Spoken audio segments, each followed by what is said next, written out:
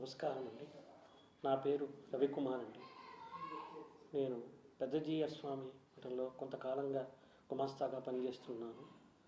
అలాగే cable business ఉంది, real estate వ్యాపారం కూడా చేసుకుంటూ ఉన్నాను.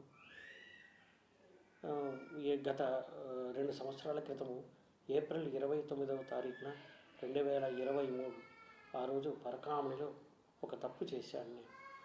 ఆ తప్పుకు ప్రాయశ్చితంగా నేను మా కుటుంబం మహాపాపంగా భావించి నా ఆస్తిలో 90% స్వామివారికి ఇవ్వాలని అనుకున్నాము. అలాగే స్వామివారి పేర రాసి ఇచ్చాము. కానీ దాన్ని కొంతమంది మరోలాగా భావించి దాన్ని ఇంకోలాగా మాట్లాడుతూ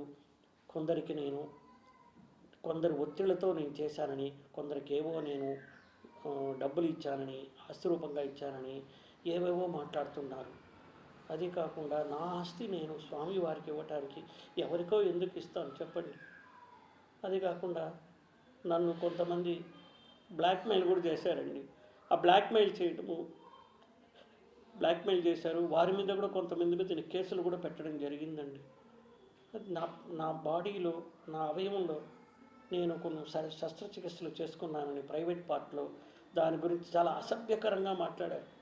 ఇది గత 2.5 సంవత్సరాలుగా 3 సంవత్సరాలుగా నేను, నా కుటుంబ సభ్యులు, నా భార్య పిల్లలు మనోవేదన చెందుతూనే ఉన్నాం. ఈ రోజు వరకు కూడా మేము ఆ బాధ నుంచి కోలుకోలేకుండా ఉన్నాము. వాటి గురించి డిబేట్ పెట్టడం, మా గురించి అసభ్యంగా మాట్లాడడము మేము తీసుకోలేకపోతున్నామండి. దీన్ని పై న్యాయస్థానం వారు నాకు ఎటువంటి వైద్య పరీక్షలు